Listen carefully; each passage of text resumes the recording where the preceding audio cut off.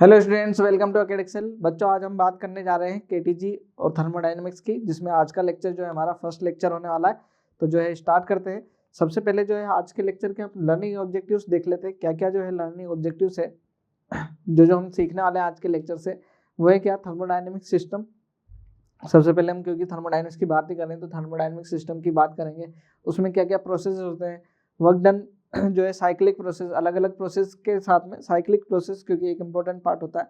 उसमें work done क्या होगा, इंटरनल एनर्जी क्या होगी, और साथ ही साथ जो जीरोथ लॉ ऑफ थर्मोडायनेमिक्स है उसको भी जो है हम आज के लेक्चर में कवर करने वाले हैं। तो स्टार्ट करते हैं बच्चों बिना किसी देरी के। मैं आपका physics educator Dharmveer Prajapati, welcome to अकेडेक्सल। और स्टार्ट करते हैं आपका जो है थर्मोडायनेमिक सिस्टम से। तो थर्मोडायनेमिक सिस्टम क्या होते हैं बच्चों? जब हम किसी सिस्टम की बात करते हैं ना, तो जब हम जैसे इससे पहले हमने थर्मो जो है बात करी थी रोटेशनल मोशन या अलग अलग तरीके की चैप्टर्स की बात करी थी। उसमें हमने बात करी थी किसकी? पार्टिकल्स की, है ना। पार्टिकल्स की, उसका मास क्या है, उसका वेलोसिटी क्या है, उसका एक्सेलरेशन क्या है, उसका फोर्स क्या है ना। तो वो जो है हम जो है एक तरीके से मैकेनिकल सिस्टम की बात कर रहे थे। अब हम बात करने जा रहे हैं किसकी? थर्मोडायनेमिक सिस्टम की। जो थर्मोडायनेमिक सिस्टम है उसमें हम डिफाइन करते हैं सिस्टम को उसके प्रेशर से, वॉल्यूम से, टेम्परेचर से, इंटरनल एनर्जी से। तो कुछ कुछ जो है क्वांटिटीज जो है ऐसी रहेंगी जिसको आपको क्या करना है, देखना होगा, है ना। तो यहाँ पर जो है थर्मोडायनेमिक सिस्टम की बात करें तो ये जो है अगर डेफिनेशन से जो है हम चले तो क्या होगा? A specified portion of matter consisting of one or more substance on which effect of thermodynamics variable such as जो है temperature, volume, pressure are to be study are called system.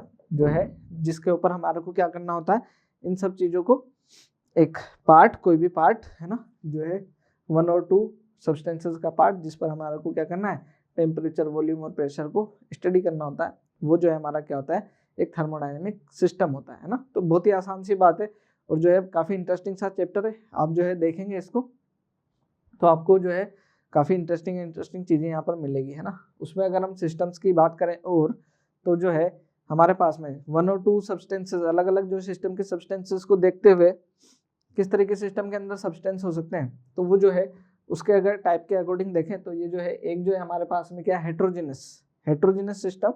ऐसा सिस्टम होगा जिसके अंदर एक से ज़्यादा जो है अलग अलग पार्टिकल्स जो है इनमिक्सेबल पार्टिकल्स होंगे या सब्सटेंसेस होंगे। जैसे कि हम बात करें किसकी, मैं अगर देखूं यहाँ पर हमने क्या भर लिया, जो है वाटर भरा हुआ है। क्या भरा हुआ है? वाटर फिल किया है। इसके अगर ऑयल को देखें तो ऑयल इसके ऊपर रहेगा, ऑयल क्या रहेगा, इसके ऊपर। तो ये जो है हमारा क्या है, हेट्रोजेनस, दो अलग अलग तरीके के सिस्टम है ना। तो जैसे हम बात करें एक रूम के अंदर कुछ बच्चे भी बैठे हुए हैं और जो है साथ ही साथ हमारे को गैस के पार्टिकल्स का भी स्टडी करना है, तो अलग अलग हो गए ना ये। तो उनको भी जो है हमारे को जो देखेंगे दोनों को तो सेपरेट सेपरेट सेपरेट देखना होगा। तो वो जो है हेट्रोजीनियस सिस्टम होगा ना। क्या होगा? डेफिनेशन देख लें। A system which not uniform throughout is said to be heterogeneous system। जो है क्या नहीं होगा, यूनिफॉर्म नहीं हो हर जगह, वो क्या होगा आपका, हेट्रोजीनियस सिस्टम होगा। जो है एग्जांपल के तौर पर देखना, सिस्टम कंसिस्टिंग टू और मोर इनमिक्सेबल लिक्विड्स, जो है एक से ज़्यादा इनमिक्सेबल लिक्विड्स जो होंगे उनका जो सिस्टम होगा उसको क्या कहेंगे हम, हेट्रोजेनस सिस्टम। ऐसे ही हम बात करेंगे किसकी, होमोजेनस सिस्टम की। नाम से ही क्लियर है, होमोजेनस मतलब एक जैसे। तो जो है अगर हमारा जो है कोई सिस्टम है उसके अंदर जो है हमारी क्या है, वाटर फील्ड है या फिर सिर्फ क्या है, जो है ऑक्सीजन गैस फील्ड है, तो ये जो है अकेली अगर एक तरीके का जो है मटेरियल फील्ड हो तो इसको क्या बोलेंगे हम, होमोजेनस सिस्टम बोलते हैं ना। तो यहाँ पर देखेंगे क्या हो जाएगा, homogeneous system. A system is said to be homogeneous if it is completely uniform throughout. जो है सब जगह क्या हो, एक जैसा जो है ये सिस्टम हो। तो क्या कह रहे हैं, प्योर सॉलिड और प्योर लिक्विड जो है वो क्या हो सकता है, एक तरीके का होमोजेनस सिस्टम होगा, है ना। नेक्स्ट देखें, बात करें किसकी, सराउंडिंग। अगर हम सिस्टम को देखते हैं, है ना, किसी सिस्टम को देखें तो ये जो है हमारा क्या हुआ, ये हो गया सिस्टम। और इसके बाहर का जो मीडियम है उसको क्या बोलेंगे हम,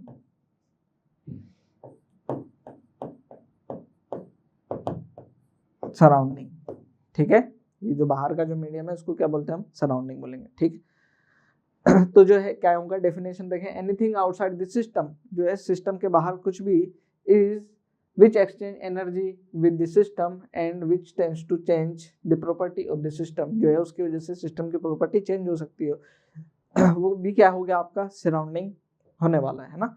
तो बहुत ही आसान सी डेफिनेशन है, और इसको फटाफट करके हम जो मेन जो हमारा पार्ट है बच्चों उसके ऊपर हम जाने वाले हैं ना। धीरे धीरे जो है पहले हम इन चीज़ों को कवर करें। बाउंड्री अगर हम देखें तो यहाँ सिस्टम है, सिस्टम के चारों ओर जो बाउंड्री है ना, जो लिमिट है ना, उसको क्या कहेंगे। अच्छा, ये बाउंड्री जो है क्या हो सकती है, एक्चुअल भी हो सकती है और ये जो वर्चुअल भी हो सकती है। जैसे कि एक्चुअल में, जैसे मैं इस रूम में अगर हूँ तो जो है यहाँ पर जो बाउंड्री है वो एक्चुअल बाउंड्री है, लेकिन अगर मेरे से कोई कहे कि जो है दिल्ली का टेम्परेचर हमारे को कैलकुलेट करना है, तो दिल्ली जो है क्या नहीं है, क्लोज तो है नहीं, वो क्या है आपका एक बाउंड्री, उसके अंदर आप क्या नहीं कर सकते, बाउंड्री डिफाइन नहीं कर पा रहे हैं ना, मतलब ओवरऑल ऊपर से तो नहीं कर पा रहे हैं ना भाई, आपने बोल दी चलो सीमाएं बना सकते हैं हम, लेकिन क्या नहीं होगा, वो भी क्या नहीं होगा, जो है एक्चुअल बाउंड्री नहीं होगी, है ना। तो जो है सिस्टम और सराउंडिंग को जो सेपरेट करता है ना पोर्शन, वो क्या होता है आपका बाउंड्री, वो रियल भी हो सकती है और वो वर्चुअल भी हो सकती है ना।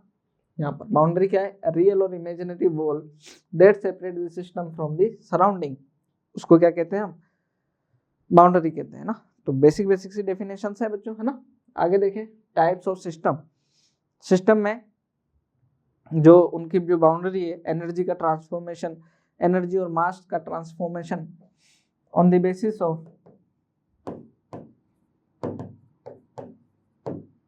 Mass and energy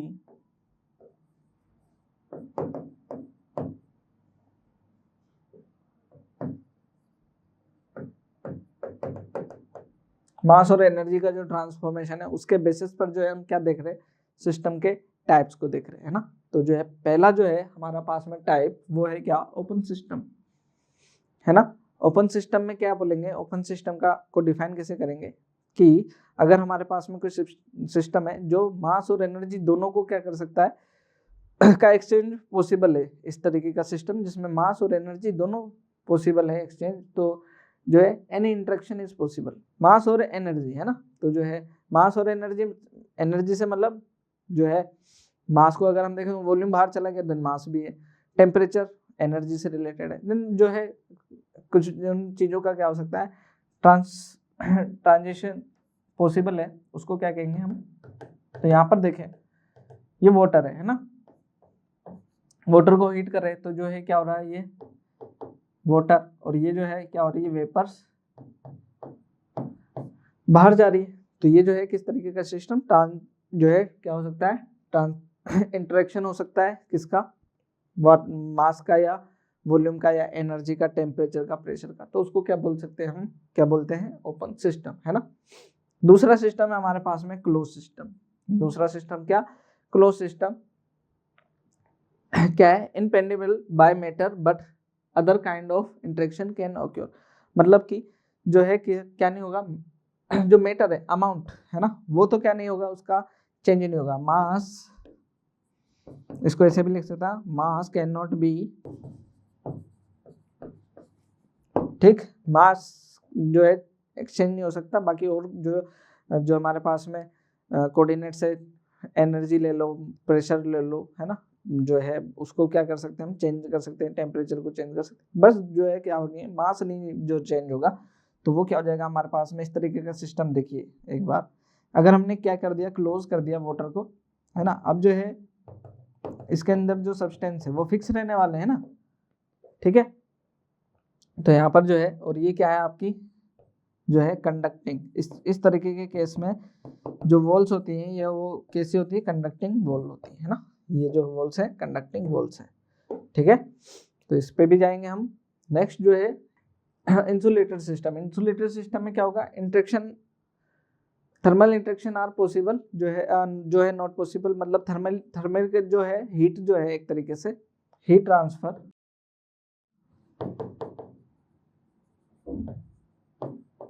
not possible, है ना, हीट ट्रांसफर नहीं होगा।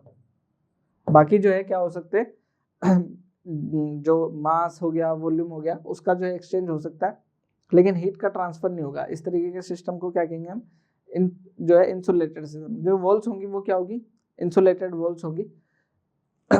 दूसरा जो है इसी का एक तरीके का एक जो है हम बात करें आइसोलेटेड सिस्टम। आइसोलेटेड सिस्टम जो होगा उसके अंदर क्या नहीं होगा, न तो मास न ही एनर्जी, दोनों का ही क्या नहीं होगा, ट्रांजिशन नहीं होगा बिल्कुल भी, है ना।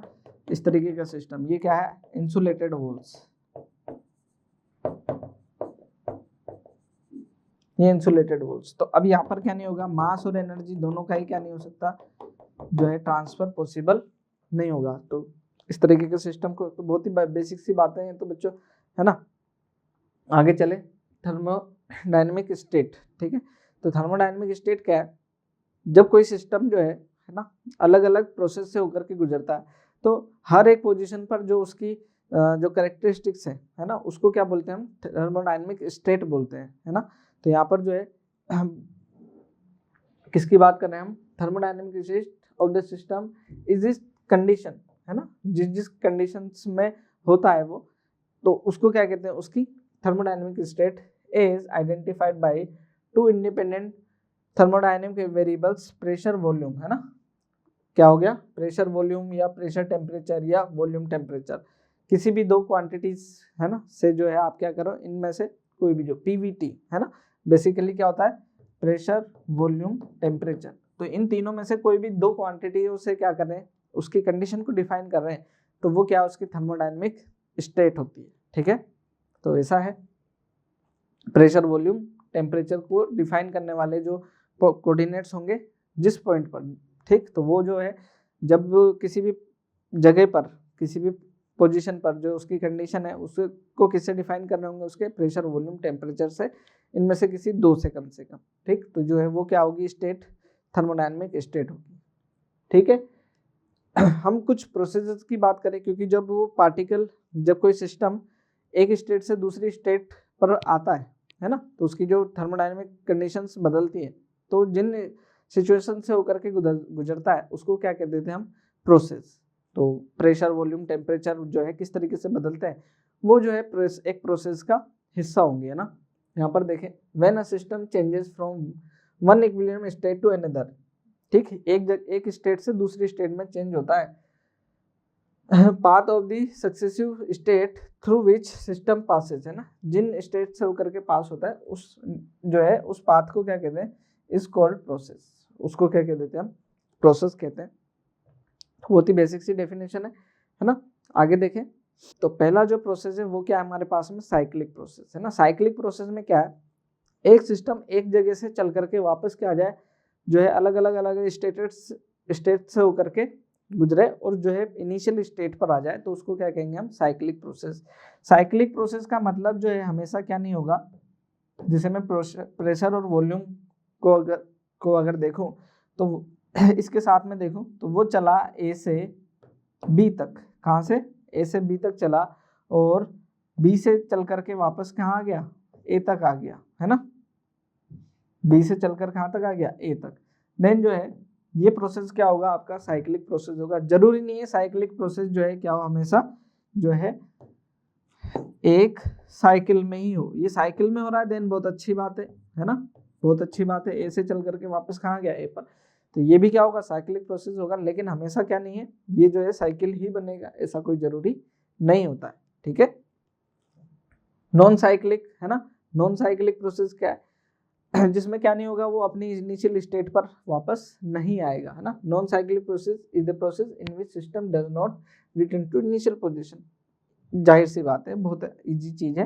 क्या होगा देखें, P और V अगर वो ऐसे करके आ रहा है या ऐसे चल रहा है ना, ये जो प्रोसेस है, ये पहला प्रोसेस या दूसरा या ऐसे हो गया, तो ये जो प्रोसेस है क्या है आपके, नॉन साइक्लिक प्रोसेस है। इसमें क्या नहीं होता, सिस्टम इनिशियल स्टेट पर नहीं आ पाता है, ठीक है। तो ध्यान रखेंगे इसको। आगे देखें, आगे किस तरीके का स्टेट है हमारे पास में, क्वासी स्टैटिक या इक्विलिब्रियम प्रोसेस। इक्विलिब्रियम प्रोसेस जो है या क्वासी स्टेट प्रोसेस जो है, वैसे प्रोसेस होते हैं जो कि बहुत ही स्लो जो है उनको मूव कराया जाता है ना, जो बहुत ही धीरे धीरे धीरे धीरे धीरे जो है एक कंडीशन से दूसरी कंडीशन या एक स्टेट से दूसरी स्टेट में आते हैं। Quasi state is a thermodynamic process in which process extremely slow, क्या है, बहुत ज़्यादा स्लो होता है। Such that every instant of time temperature and pressure are same in all parts of the system. जो प्रेशर और टेम्परेचर जो है वो क्या रहे, एक जैसे ही बना रहे, उनमें जो है क्या नहीं आया, चेंज ना है। क्योंकि यहाँ पर जो है हम इसके बाद जो है रिवर्सिबल इरिवर्सिबल की बात करने जा रहे हैं, तो बेसिकली यहाँ हीट लॉस ना हो, इस तरीके का जो है हम आइडियल एक सिस्टम की बात करते हैं, तो वो जो है क्या है, हमारा क्वासी स्टैटिक सिस्टम होता है ना। तो बहुत स्लो जो है क्या होंगे, ये चेंजेस होंगे। जैसे कि मैं यहाँ पर कहूँ कि प्रेशर वॉल्यूम है ना, तो यहाँ पर जो प्रेशर वॉल्यूम टेम्परेचर है ना, प्रेशर टेम्परेचर वगैरह है, तो ये क्या हो गया, बहुत धीरे धीरे यहाँ से यहाँ तक जा रहा है, ए से बी तक, तो बहुत ही धीरे धीरे धीरे धीरे धीरे धीरे धीरे धीरे होने वाले जो प्रोसेस है उसको क्या कहेंगे हम, बहुत धीरे गति से होने वाले जो प्रोसेस है उनको क्या कहेंगे हम, क्वासी स्टैटिक प्रोसेस, है ना। इसको नहीं करके यहाँ से ऐसे, क्योंकि प्रेशर और जो है ना हमारे को क्या रखना है, टेम्परेचर कांस्टेंट, तो ये बहुत ही धीमे बहुत धीमे धीमे धीमे जो है ये प्रोसेस होगी ए से बी तक, ये क्या होगा आपका क्वासी स्टैटिक प्रोसेस होगा। ठीक है, तो छोटी छोटी सी डेफिनेशन है, मैं जो इनको जल्दी से जो है एंड करके जो हमारा मेन पार्ट है, जो प्रोसेस में वर्क डन हम कैलकुलेट करते हैं, फर्स्ट लॉ ऑफ थर्मोडायनेमिक्स, क्योंकि वही जो है हमारा सबसे इंपॉर्टेंट पार्ट ही है, तो उसको हमारे को देखना होगा। ठीक है, बात आ रही रिवर्सिबल और इरिवर्सिबल प्रोसेसेस की। तो रिवर्सिबल प्रोसेसेस बच्चों ऐसे प्रोसेस होते हैं जिसमें जो है सिस्टम एक स्टेट से दूसरी स्टेट पे चला जाए और दूसरी स्टेट से वापस क्या आ जाए, पहली इनिशियल स्टेट पर आ जाए। तो इस तरीके के प्रोसेस जो होंगे विदाउट एनी एनर्जी लॉस, ठीक है ना, कोई एनर्जी लॉस ना हो, तो इस तरीके के प्रोसेस जो होंगे वो रिवर्सिबल प्रोसेस होंगे, जो कि जो है नेचर में पॉसिबल नहीं हो पाता है, क्योंकि एनर्जी लॉस जो हो गया सराउंडिंग में वो वापस गेन नहीं होगा। तो इस तरीके से जो है कभी भी क्या नहीं होते, रिवर्सिबल प्रोसेस पॉसिबल नहीं होते। हर एक प्रोसेस जो है क्या होता है आपका, इरिवर्सिबल होता है। 100% जो है आपकी एनर्जी लॉस जो हो जाती है वो गेन नहीं हो पाती है ना। तो क्या करें, reversible process is one in which change in heat and work done of direct process from initial to final state are exactly retraced in opposite sense in reverse process। ठीक है, and the system and surrounding are left their initial state, है ना। और system और surrounding जो है वो क्या रहे, आपके इनिशियल स्टेट में ही रहे, है ना। तो जब वो वापस आ जाए तो इस तरीके का प्रोसेस जो है वो क्या होगा, आपके रिवर्सिबल प्रोसेस हो गए। जैसे कि हमने अभी अभी चर्चा की कि पीवी प्रेशर और वॉल्यूम का जो ग्राफ है, इस पर देखें तो प्रेशर और वॉल्यूम ये इन स्टेट से गया, अभी क्या गया, फॉरवर्ड डायरेक्शन में इन स्टेट से गया, और जब वो ए से बी आया और अब बी से ए जा रहा है, तो इन्हीं स्टेट से होकर के गुजरे, वापस भी इन्हीं स्टेट से होकर के जाए, तो इस तरीके का जो प्रोसेस होगा वो क्या होगा आपका जो है रिवर्सिबल प्रोसेस होगा, है ना। तो ये सब पॉसिबल होना बहुत ही मुश्किल होता है, लेकिन जो है अगर हम हीट लॉस को जो है कंट्रोल कर ले, हीट लॉस ना हो, तो ये क्या है, प्रोसेस पॉसिबल है। और ये प्रोसेस जो है तभी पॉसिबल है जबकि ये क्या हो, आपके क्वासी स्टैटिक प्रोसेस, क्योंकि वो बहुत धीमी गति से प्रोसेस जब होगा तो सराउंडिंग पर उस क्या नहीं होगा, वो हीट लॉस, हीट ट्रांसफर जो है सराउंडिंग में नहीं होगा, है ना। तो यहाँ पर जो है हम क्वासी स्टैटिक प्रोसेस को यूज करते हैं एज ए जो है रिवर्सिबल प्रोसेस बनाने के लिए। अगर जो है हम बात करें, the reversible is an ideal concept and can not be realised in practice, है ना।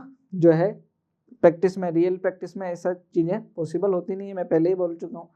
The process which is not reversible is, जो प्रोसेस रिवर्सिबल नहीं होता, is the reversible irreversible process, ठीक है ना। जो रिवर्सिबल नहीं होता है ना, वो क्या होंगे, फिर वो इरिवर्सिबल होंगे।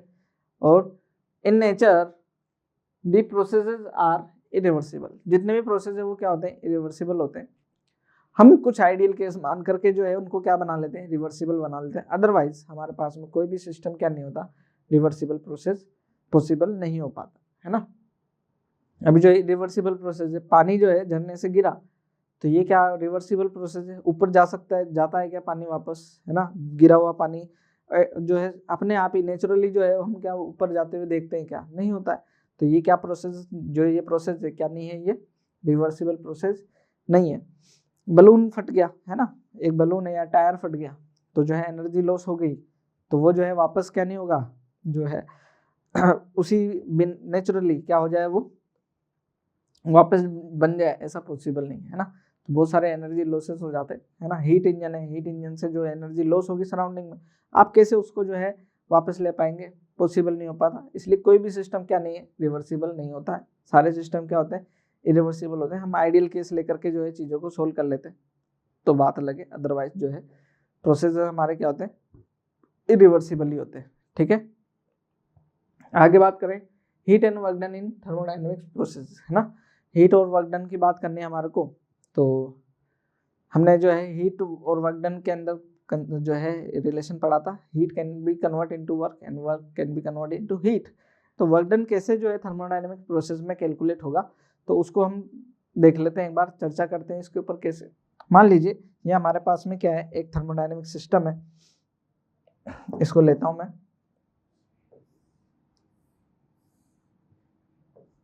थर्मोडायनेमिक सिस्टम है ये। इसमें जो है हमारे पास में यहाँ पर एक जो है पिस्टन है,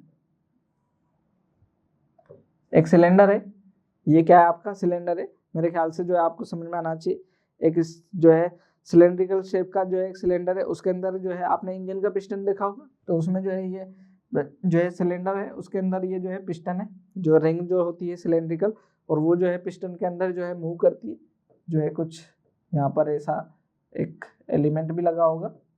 ठीक है, ये जो है क्या होता है, मूव करता रहता है इसमें अंदर और फिर बाहर। तो यहाँ पर जो है इसकी वजह से हीट का, एनर्जी का ट्रांसफॉर्मेशन देखने को मिलता है। हम ये मान रहे कि यहाँ पर क्या लग रहा है, जो है पी फोर्स लग रहा है, पी प्रेशर लग रहा है, पी प्रेशर या फोर्स, इसकी वजह से जो है फोर्स की वजह से प्रेशर जनरेट हो रहा है। एक क्रॉस सेक्शनल एरिया है यहाँ पर, एक क्या है क्रॉस सेक्शनल एरिया है, और ये जो है इसकी वजह से जो है क्या हो गया, कुछ dx डिस्प्लेस हो गया, क्या हो गया ये dx डिस्प्लेस हो गया, है ना। तो यहाँ पर हमारे को वर्क डन कैलकुलेट करना है ना। तो work done is equal to क्या होगा हमारा, W is equal to F dx, यहाँ पर जो है हम इसको मैं प्रेशर ने लिख करके फोर्स लिख देता हूँ, force, work done is equal to force into displacement, dw लिख देता हूँ यहाँ पर, है ना। देन नेट वर्क डन क्या होगा हमारा, net work done W is equal to, integration कर दिया मैंने इसका, है ना, इंटीग्रेशन क्या बन गया W, यहाँ बन गया क्या F dx, ये क्या हो गया F dx। अच्छा, F force is equal to हमारे पास में क्या होगा, क्योंकि प्रेशर जो होता है P is equal to F upon A होता है ना, P इज इक्वल टू क्या होता है F अपॉन A, तो W इज इक्वल टू क्या हो जाएगा, ये हो जाएगा PA dx, ठीक है ना, PA dx। तो यहाँ पर अगर मैं वॉल्यूम को देखता हूँ, volume V is equal to हमारे पास में क्या जाएगा एरिया इंटू, या dV is equal to A into dx, है ना, ये क्या बन जाएगा हमारा dV। Then W is equal to integration P dV, volume जो है V1 से V2। यहाँ पर देखें वॉल्यूम भी तो चेंज हुआ होगा ना, यहाँ पर वॉल्यूम V1 रहा होगा, यहाँ पर वॉल्यूम V2 हो गया होगा, है ना। तो ये इनिशियल माइनस फाइनल, या इसी फॉर्म में देखें तो ये जो है V2 minus V1, final minus initial, जो है चेंज क्या आएगा, वो प्रेशर का डिफरेंस आ जाएगा ना। तो ये क्या हो जाएगा हमारे W is equal to V1 PdV integration V1 से V2, है ना। इसको जो है कभी कभी हम जो है W is equal to P delta V भी लिख लेते हैं। अगर मैं जो है यहाँ पर इसको मैं ऐसा लिखूं P V2 माइनस V1, या फिर W is equal to P delta V, ऐसा भी लिख लेते हैं, है ना। तो दोनों ही चीजें हैं, ऐसा भी लिख लें, इसको भी याद रखें और इसको भी याद रखें, ठीक है बच्चा। तो ये हमारे को करना है, ध्यान रखेंगे इसको किस तरीके से हमने इसको जो है कैलकुलेट करना है। ये जो वर्क डन है ये P इंटू dV, या P dV V1 से V2, या डेल्टा V, इस फॉर्म में जो है आपको कैलकुलेट करने होंगे प्रेशर। यहाँ पर एक जो चीज है यहाँ पर और जो है हमारे को देखने को मिली, क्योंकि ये क्या हुआ, एरिया अंडर दी कर्व क्या है, इसको हम क्या बोल सकते हैं, इसको आप जो है अगर आप देखें तो integration of P and V है ना, पी वी, इसको क्या बोलेंगे, integration of P with respect to v gives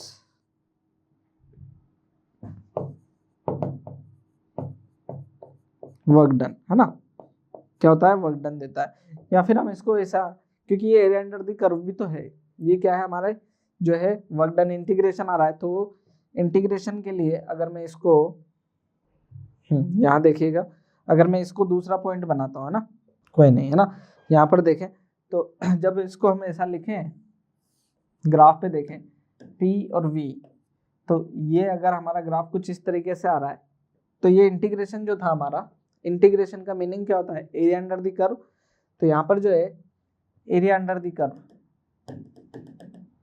A से B, V1 से V2, है ना, ये प्रेशर जो है, या फिर इसको हम किसी स्मॉल इंटरवल के लिए अगर मैं बात करूं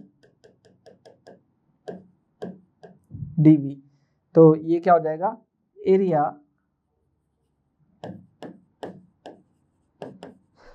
under the curve on PV graph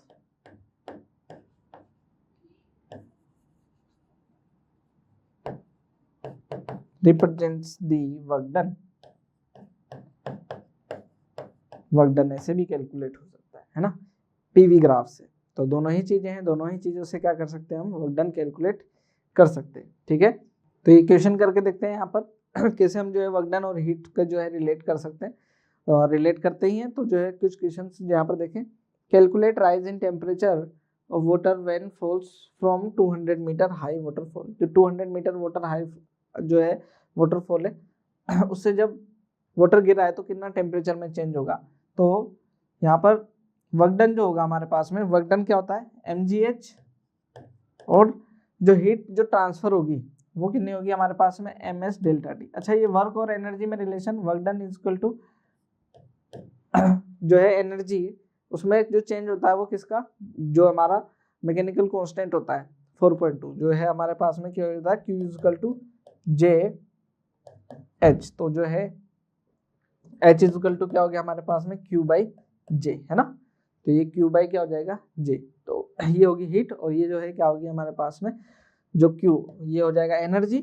work done जो है एनर्जी में हो जाएगा, लेकिन हीट जो है उसमें 4.2 का डिवाइड लगाना पड़ेगा, या फिर जो है 4 अगर हम कैलोरी और जो है उसको देखें तो 4200 जो है हमारा क्या होगा जूल कांस्टेंट, G कितना 10 और H कितना हमारा 200 मीटर, जो J है वो कितना हो जाएगा 4200, है ना।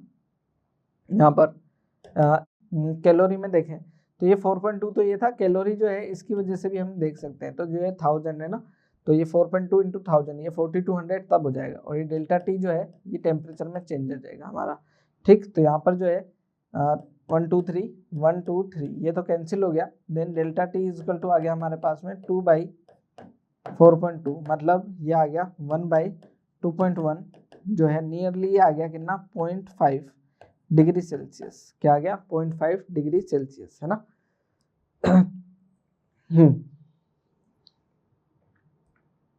ठीक है, तो इस तरीके से कैलकुलेट कर लेंगे इसको। नेक्स्ट क्वेश्चन देखें, नेक्स्ट क्वेश्चन क्या है, क्या कह रहे हैं, अ ब्लॉक ऑफ 10 ग्राम, जो है एक 10 ग्राम ब्लॉक है, is sliding on a rough horizontal surface, एक हॉरिजॉन्टल रफ सरफेस पे स्लाइड कर रहा है, if speed of block reduce from 20 metre per second to 10 metre per second, reduce हो जा रही है, then find heat generated in this process, heat generated जो है कितनी हीट जनरेट होगी वो पूछ रहे हैं, तो जो है हीट जो जनरेट होगी वो क्या होगी, वर्क डन के इक्वल या चेंज इन काइनेटिक एनर्जी, तो वो क्या होगी half m v square minus half m u square, है ना।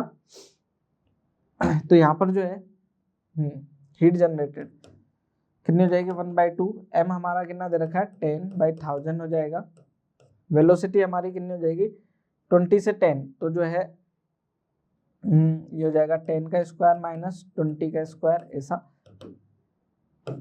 1 0 से 1 0, 1/2 यहाँ हो जाएगा 1000 और ये हो जाएगा 100 माइनस 400, ठीक, यह आ जाएगा 300,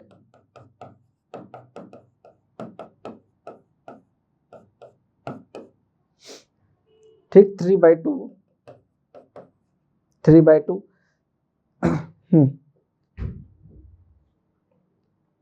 यहाँ पर एनर्जी जो है ये फिर से क्या कहे, ये तो वर्क डन था, तो वर्क डन बाई जे जो है, यहाँ पर जे का हमारे को डिवाइड लगाना पड़ेगा, जे जो है कितना होगा 4.2, तो ये आ जाएगा हमारे पास में 3/2 इंटू 4.2, तो ये जो है आ गया हमारे पास में 1.5 और 4.2, लगभग जो है ये 1/3 जो है कैंसिल हो जाएगा, है ना, 45 हो जाएगा, तो ये हो जाएगा हमारे पास में 0.33, ठीक है।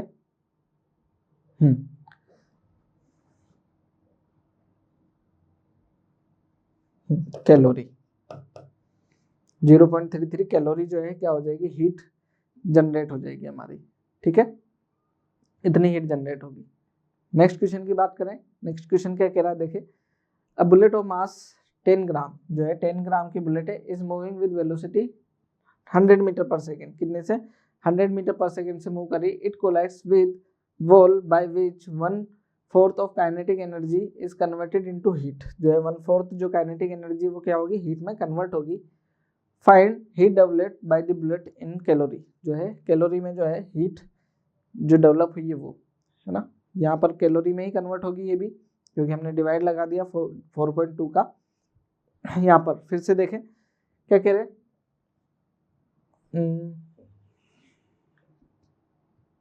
ठीक है, इतनी वेलोसिटी से जा रही है, मूव जो है मास हमारे को दे रखा है, it collides with wall by which 1/4 of kinetic energy converted into heat, जो है 1/4 जो काइनेटिक एनर्जी है वो काइनेटिक एनर्जी क्या, हाफ mv², वो किस में कन्वर्ट होगी, हीट में कन्वर्ट होगी, है ना, फाइंड द हीट, ठीक है, ये हीट में कन्वर्ट हो गई, तो ये जो है हीट इज इक्वल टू आ जाएगी 1/4 इंटू 1/2, m कितना था 10/1000 और v वेलोसिटी कितना 100 का स्क्वायर, ठीक है ना, ये इतनी जो है वेलोसिटी का 1/4 जो है हीट में कन्वर्ट हो गया।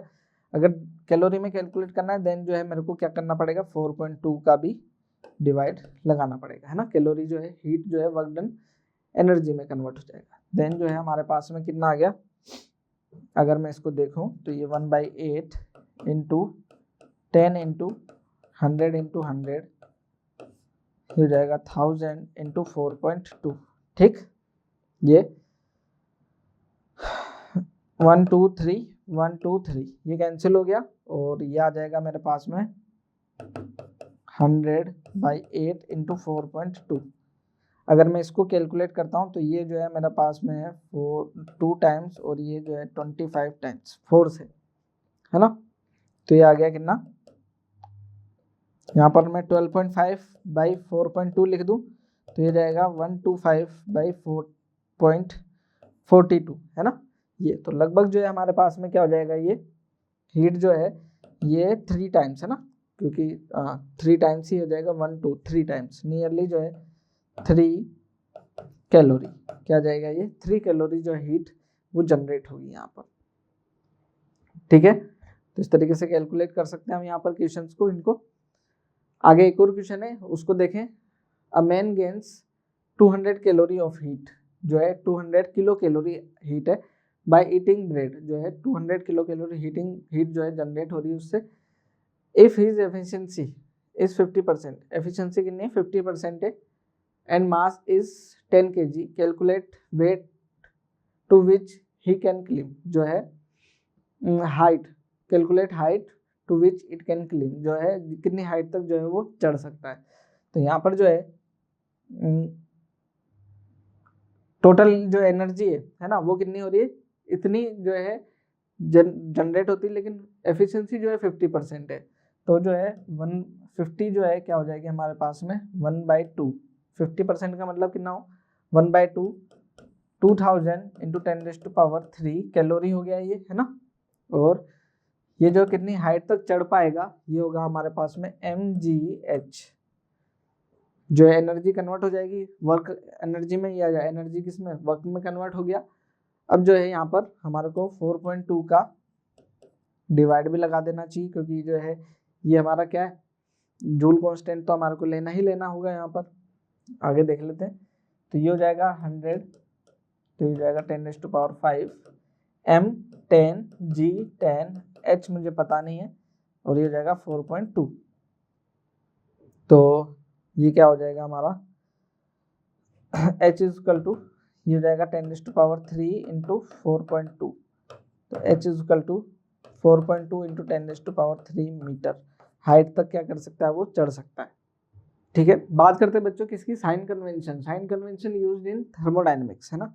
तो जो है जब हम साइन कन्वेंशन की बात करते हैं तो यहाँ पर जो है हम तीन जो क्वांटिटीज है उसके ऊपर जो है हमारा मेन फोकस रहेगा। वो है क्या, पहला हमारे पास में वो रहेगी वर्क, दूसरी रहेगी एनर्जी, और थर्ड रहेगा इंटरनल एनर्जी, है ना। तो तीनों को जो है अभी हम देख लेते हैं, लास्ट में फिर से बात कर लेंगे एक बार इंटरनल एनर्जी, क्योंकि अभी हमने बात नहीं करी है इंटरनल एनर्जी की। तो इंटरनल एनर्जी जो है इसको अभी हम ऐसे बात कर लेते हैं कि जो इंटरनल एनर्जी जो है टेम्परेचर के साथ में, टेम्परेचर इंक्रीज होने के साथ में इंक्रीज होगी, और टेम्परेचर डिक्रीज होने के साथ में क्या होगी, डिक्रीज होगी। तो इंटरनल एनर्जी जो मॉलिक्यूल्स की खुद की एनर्जी जो होती है ना, इंटरनल एनर्जी जो गैस के पार्टिकल्स के पास में जो काइनेटिक एनर्जी और पोटेंशियल एनर्जी होती है उसको जो है हम क्या कहते हैं, इंटरनल एनर्जी कहते हैं। तो उसको भी देख लेंगे। तो यहाँ पर एक बात करने होगी हमारे को एक सिस्टम की। यहाँ पर इस सिस्टम को देखें, यहाँ पर किस क्वांटिटी को कैसे देख रहे हैं,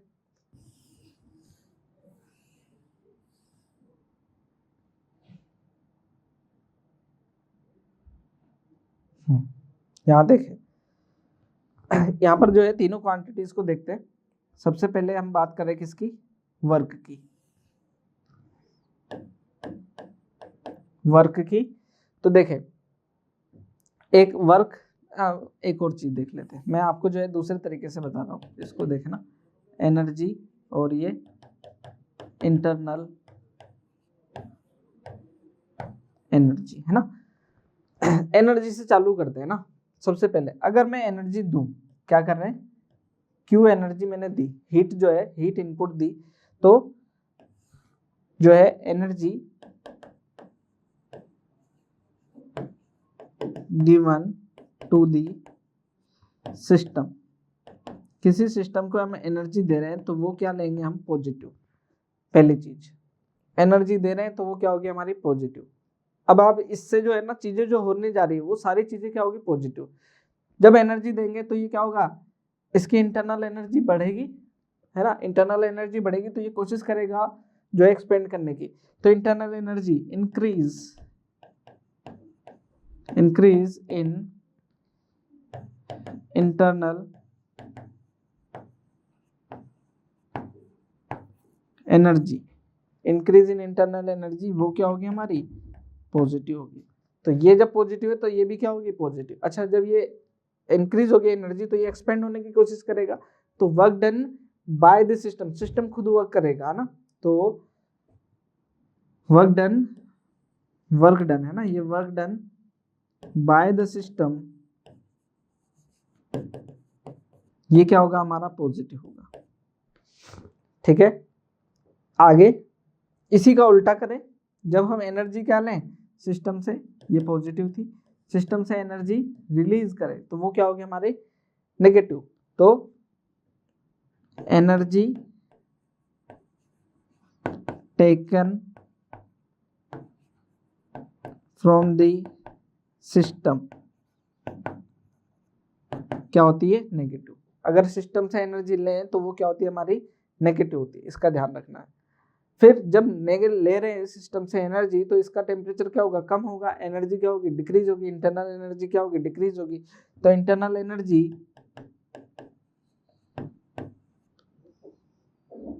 जो है क्या होगी, डिक्रीजिंग। अगर इंटरनल एनर्जी डिक्रीजिंग है तो वो भी क्या होगी, हमारी नेगेटिव होगी। साथ ही देखना अब क्या लगे, अब क्या होगा जब इंटरनल एनर्जी डिक्रीज हो रही होगी तो वर्क डन जो हो रहा होगा, क्या हो रहा होगा इस पर एक तरीके से आप देखेंगे ये कब होगा, जब बाहर से वर्क डन हो रहा होगा। जब बाहर से वर्क डन होगा तो इंटरनल एनर्जी क्या होगी, डिक्रीज होगी, और हीट क्या होगी, बाहर निकल रही होगी। इसको ऐसा भी देखा जा सकता है।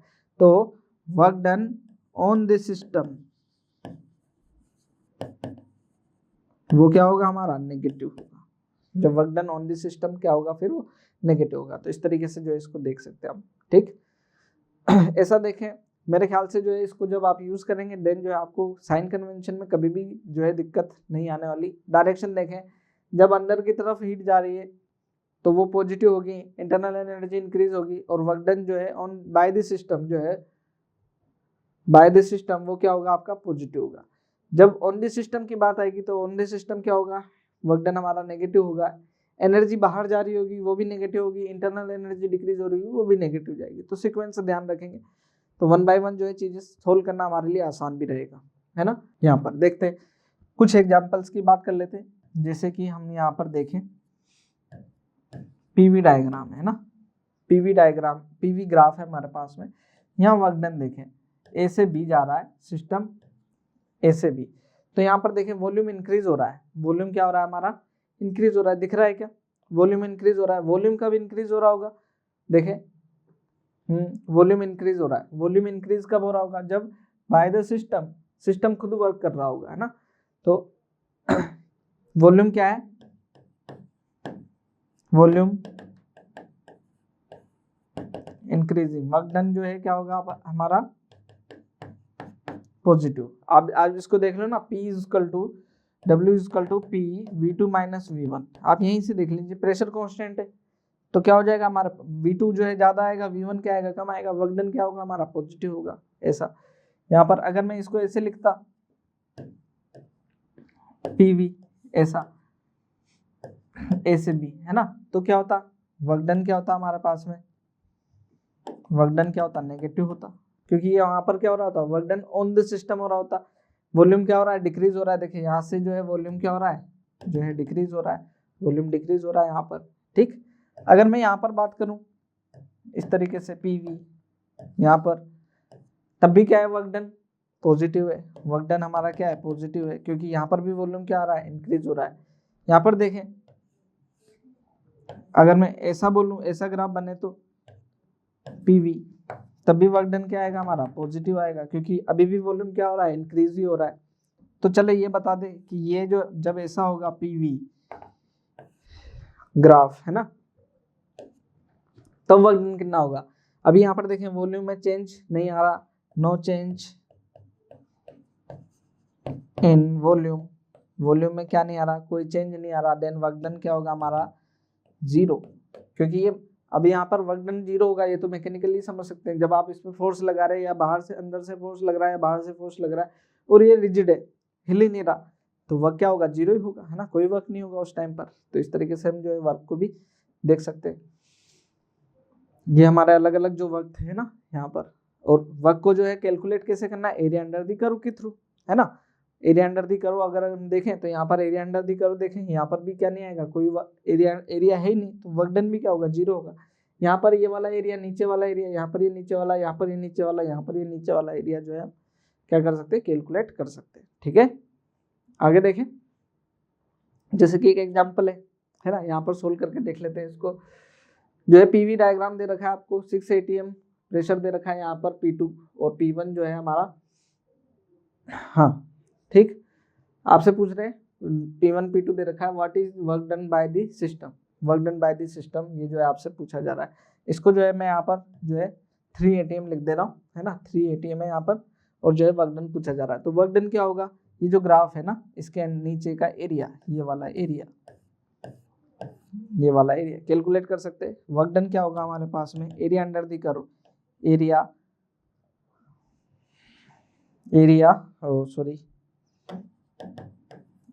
अंडर द कर्व, ठीक है ना।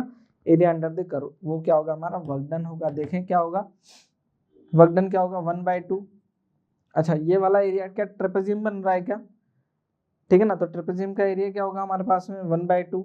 Distance between parallel side, distance between parallel side कितनी है यहाँ पर 3, और sum of parallel side, sum of parallel side ये कितनी है हमारे पास में 2, ये कितनी है 3, और ये कितना है 6, और 3 + 6 ये हो जाएगा, है ना। तो 1/2 3 × 9 तो 27/2, मतलब 27/2 कितना हो गया हमारे पास में, ये हो गया 13.5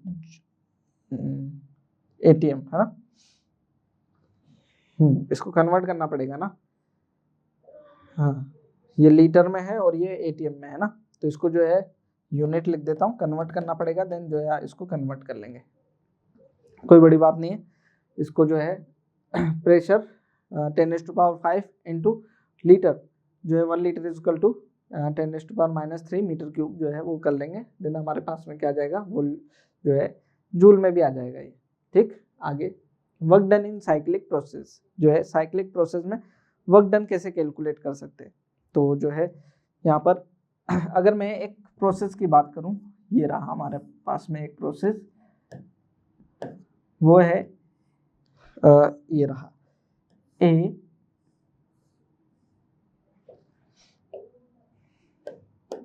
हमारा सिस्टम ए से बी जा रहा है, फिर बी से सी आया, फिर सी से डी आया, देन डी से ए आया, तो ये क्या है आपका साइक्लिक प्रोसेस है कि नहीं। तो ये जो साइक्लिक प्रोसेस है इसको कैलकुलेट करना है कि ये जो हमारे पास में आएगा वह यहाँ पर वर्क डन वो कैसे आएगा, है ना। तो मैं यहाँ पर इसको ना 2 पार्ट में डिवाइड कर देता हूँ, क्या करें 2 पार्ट में डिवाइड करें, क्योंकि ये हमने देखा है कि जब ये वाला कर्व है ना, सिर्फ आप ए बी को देखें, ए बी को देखें, तो जब ए बी को देखेंगे तो जहाँ जहाँ पर वर्क हो रहा है, अच्छा बी सी पर वर्क हो रहा है, नहीं हो रहा, ए डी या सी डी डी ए पर वर्क हो रहा है, यहाँ पर भी नहीं हो रहा, क्योंकि वॉल्यूम जो है हमारा क्या है कांस्टेंट है। तो पीवी ग्राफ पर जो है जो वर्क डन है वो कैसे कैलकुलेट कर सकते हैं वो हम देख रहे हैं। जब इसको देखें तो एक तो ये वर्क डन, अच्छा यहाँ से यहाँ का वर्क डन क्या होता है, पॉजिटिव वर्क डन होता है, क्या होता है पॉजिटिव वर्क डन होगा। तो जो है हमारे पास में इसको देखें,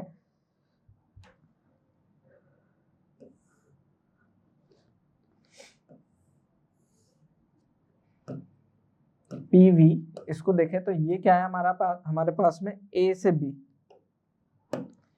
ए बी जो है ये वाला जो वर्क एरिया है, ये वाला एरिया, इसका वर्क डन जो है वो क्या होगा, पॉजिटिव वर्क डन होगा, क्या होगा ये पॉजिटिव वर्क डन होगा,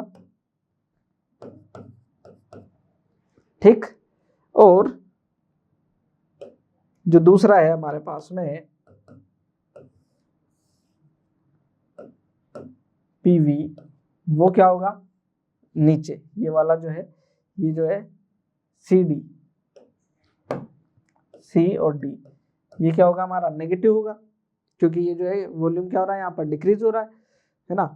तो वो ये हमारे पास में इसको कैलकुलेट करना है, तो ये जो है ये वाला जो है ये, अब मुझे बताओ कि ये पूरा है, इसमें ये वाला जो है ये वाला एरिया फिर से काउंट हो गया, तो मैं क्या करूं इस वाले पूरे एरिया में से ये वाला एरिया क्या कर दूं सबट्रैक्ट कर दूं, तो कौन सा एरिया बचेगा, इतना एरिया बचेगा ना, फिर तो क्या बचेगा ये इतना एरिया बचेगा। तो यहाँ पर देखना क्या, अगर मैं इसको ए बी जो है इसको सी डैश डी डैश बोल देता हूँ, क्या बोल देता हूँ सी डैश डी डैश, और ये फिर से क्या सी डैश डी डैश यहाँ पर भी है ना। तो वर्क डन वो क्या होगा हमारे पास में, area under the curve,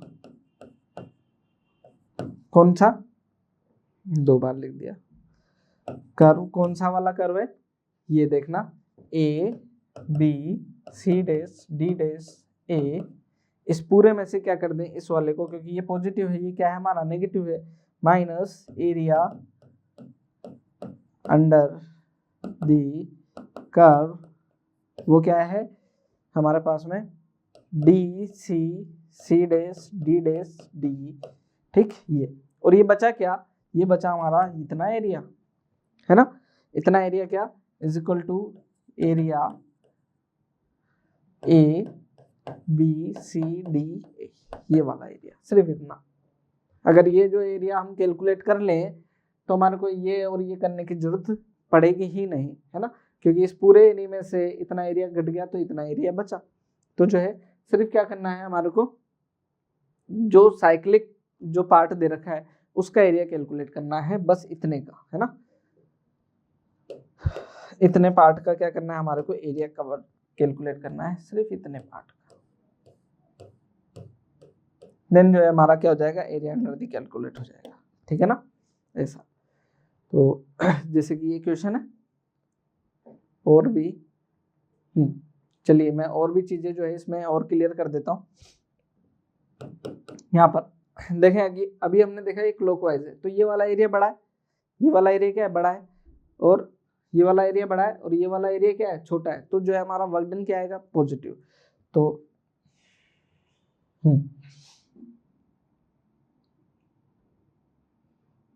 clockwise जो है वर्क डन क्या आएगा, पॉजिटिव, और एंटी क्लॉकवाइज वर्क डन क्या आएगा हमारा,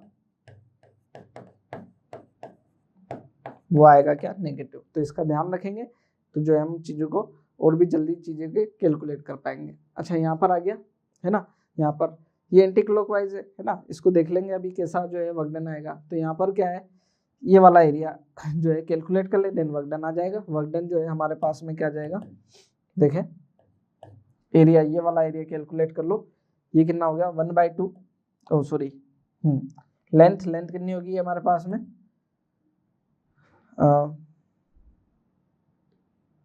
v माइनस 4v1, v1 क्योंकि फाइनल ये फाइनल माइनस इनिशियल, ये हो जाएगा एरिया, लेंथ हो जाएगी ये, और विड्थ जो है हमारे पास में क्या हो जाएगी, ये हो जाएगा 3p1 माइनस p1, ये आ जाएगा माइनस का 3v1 into 2p1 minus 6v1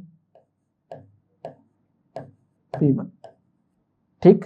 then जो है नेगेटिव वर्क डन हमारे को कैलकुलेट होना ही होना है ना। हम बात कर रहे हैं किसकी बच्चों, नेक्स्ट जो है इंटरनल एनर्जी, क्योंकि जो है इंटरनल एनर्जी यहाँ पे बहुत इंपॉर्टेंट रोल प्ले करने वाली है। तो इंटरनल एनर्जी की हम बात करेंगे। सबसे पहले जो है इंटरनल एनर्जी को समझें कि जो है पार्टिकल्स जो है गैस के पार्टिकल किसी कंटेनर के अंदर, मान लीजिए गैस के पार्टिकल है, लिक्विड के पार्टिकल है, कुछ भी आप जो है जब कंसीडर करते हैं तो जो किसी सिस्टम को देख रहे होते हैं उसके अंदर जो मॉलिक्यूल्स भरे हुए हैं वहां पर, है ना, मॉलिक्यूल्स जो भरे हुए हैं वो उनकी कुछ ना कुछ तो वेलोसिटी होगी, क्या होगी, कुछ ना कुछ तो क्या होगी, वेलोसिटी होगी। और उसकी पोजीशन को भी डिफाइन कर लेते हैं, उसकी पोजीशन को भी देखें तो वेलोसिटी है तो उसके पास में क्या है, काइनेटिक एनर्जी है, उसके कुछ ना कुछ ओरिएंटेशन है, देन पोटेंशियल एनर्जी भी है।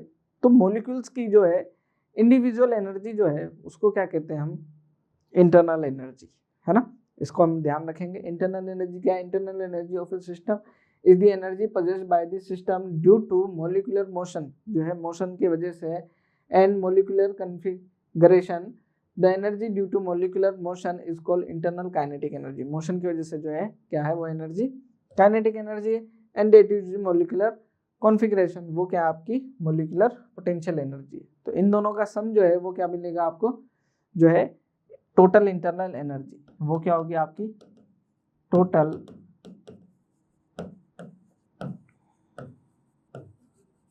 इंटरनल एनर्जी, वो क्या होगी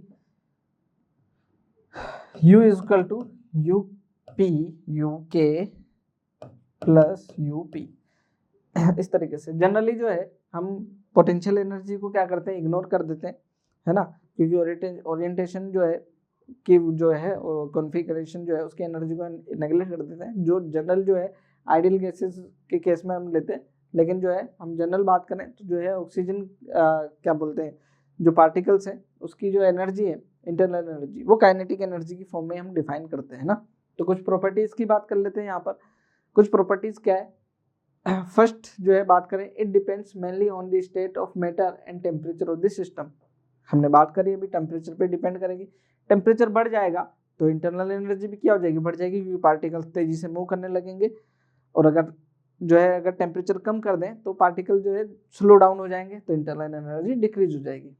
ठीक, आगे क्या करें, फॉर आइडियल गैस, ठीक, for ideal gas it is a function of temperature identity and moles. ठीक है ना, क्या है ये टेम्परेचर का फंक्शन है, इसमें कोई जो है दो राय नहीं है, बहुत ही आसानी से इसको समझ पा रहे हैं, क्योंकि टेम्परेचर के साथ में एक जो है इंटरनल एनर्जी इंक्रीज हो रही है, बढ़ने के साथ में, डिक्रीज होने के साथ में डिक्रीज हो रही है। For real gases it is the function of temperature volume, temperature है ना, PV, TV, TP as well as identity and moles, है ना, जो है इन सब के फॉर्म में भी जो है क्या होती है, ये डिफाइन होती है। Absolute value of internal energy is impossible to determine, absolute value जो है हम उसकी कैलकुलेट नहीं करते, so it is generally expressed as a difference between two states of this system, जो है किसी पर्टिकुलर जगह पर हम पता नहीं करते, इसलिए जो है हम इसका क्या ले लेते हैं, डिफरेंस ले लेते हैं, दो पोजिशंस के बीच में डिफरेंस की बात कर लेते हैं by applying zero value to a reference state. ठीक है, internal energy is an exact quantity और ए स्टेट फंक्शन, जो है स्टेट फंक्शन होगा क्योंकि पोजीशन को डिफाइन कर रहा है, एक पोजीशन और दूसरी पोजीशन के को ही जो है हम क्या करते हैं, डिफाइन करते हैं। Internal energy of a system is the energy possessed by the system due to molecular motion and molecular configuration, ये हमने बात करी ही थी अभी। The internal energy due to molecular motion is called internal kinetic energy, और जो है कॉन्फिगरेशन की वजह से उसको पोटेंशियल एनर्जी की हमने बात करी है। तो ये सब चीजें तो हम बात कर ही रहे हैं, कोई इसमें बड़ी बातें नहीं है। ठीक है, साइन कन्वेंशन, अभी हमने इससे रिलेटेड साइन कन्वेंशन तो पढ़े ही है ना, पूरा जो है जो इंटरनल एनर्जी जब हम बात करते हैं तो इंटरनल एनर्जी जो है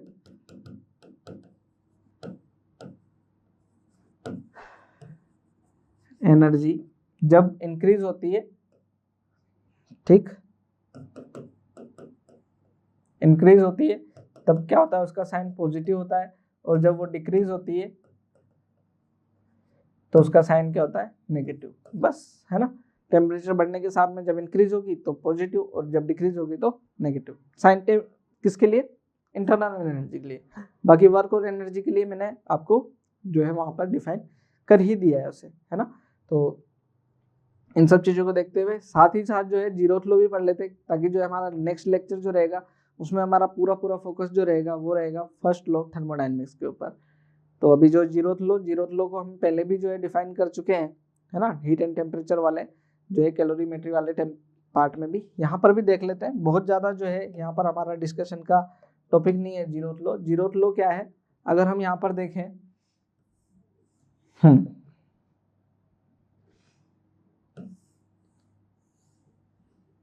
एक सिस्टम को देख रहे हैं, है ना, और वो सिस्टम जो है हमारा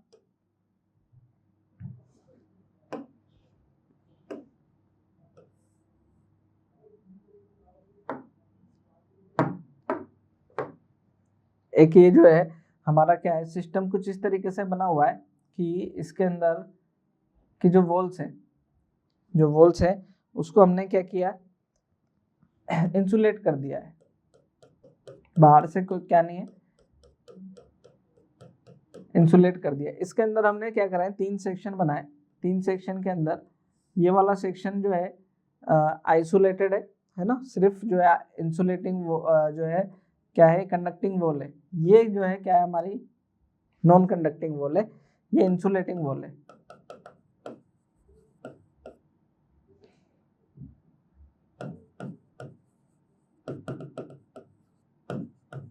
इंसुलेटिंग वॉल, और ये जो है हमारी क्या है, कंडक्टिंग वॉल। अब क्या करा है, इसके अंदर जो है कुछ गैस भरी है, ए में, बी में भी क्या भरी हुई है, गैस भरी हुई है, और सॉरी ये सी है, और बी में भी क्या है, कुछ गैस भरी हुई है ना। अब ये कह रहे हैं कि ए बी के साथ में क्या है, थर्मोडायनेमिक इक्विलिब्रियम में है। ए क्या है, बी के साथ में थर्मोडायनेमिक इक्विलिब्रियम में है, और बी क्या है, थर्मोडायनेमिक इक्विलिब्रियम में है सी के साथ में। ठीक है, अब क्या किया इन्होंने, यहाँ से इसको चेंज करके ऐसे देखा कि इस वॉल को जब हटाते हैं तो हमने ये देखने को मिलता है कि ये जो है ये दोनों भी क्या थे, आपस में थर्मोडायनेमिक इक्विलिब्रियम में थे। तो ये कुछ इस तरीके से देखें,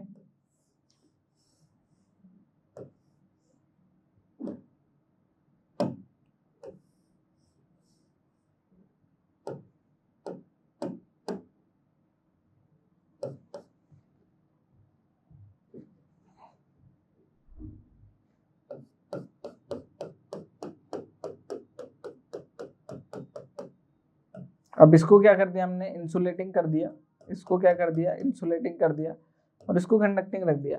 देन फिर से क्या देख रहे हैं कि हम अपने आप ही हम जो है हमें, क्योंकि थर्मोडायनेमिक इक्विलिब्रियम आने में टाइम लगता है, लेकिन यहाँ पर विदाउट टाइम के ही क्या आया, ए सी के साथ में थर्मल इक्विलिब्रियम में आ गया, ए किसके साथ में आ गया, थर्मल इक्विलिब्रियम में आ गया सी के साथ में।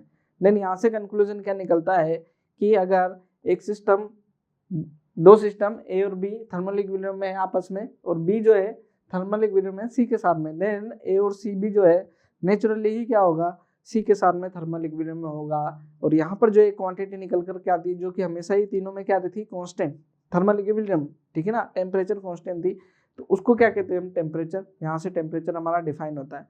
ठीक, हम बात करने बच्चों हमारे कोर्स की, तो ये जो है हमारे कोर्स की खासियत है कि जो है हम यहाँ पर हमारे जो जितना भी कोर्स में जो हमारे लेक्चर्स होने हैं सबके जो है हमारे PDF मिलते हैं आपको, चैप्टर वाइज CREs मिलते हैं, हर एक चैप्टर की क्या मिलेगी आपको, CRE मिलेगी। CRE से मतलब हमारा एक यूनिक कॉन्सेप्ट है जहाँ पर हर चैप्टर के बाद में आपको एक जो है कंसाइज एक्सरसाइज मिलती है, जहाँ पर उस चैप्टर से रिलेटेड बहुत सारे क्वेश्चंस होंगे और जो है बहुत इंपॉर्टेंट टाइप के क्वेश्चंस होंगे। लेक्चर असाइनमेंट मिलते हैं हर लेक्चर के बाद में, माइनर टेस्ट हर 15 डेज में आपके हो ही रहे हैं, मेजर टेस्ट जो होंगे उसके बाद में, एक रूटीन जो है हमारा मेजर टेस्ट भी होने वाले हैं, जो है 6 मेजर टेस्ट होने वाले, वहाँ पर PYQ सॉल्यूशंस हमने जो है प्रोवाइड किए हुए हैं, हर एक चैप्टर जो है लास्ट 5 ईयर के जो है PYQ क्वेश्चंस वो भी आपको प्रोवाइड होने वाले हैं, है ना।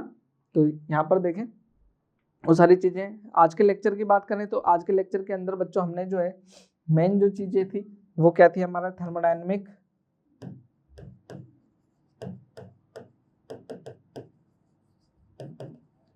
सिस्टम को देखा है।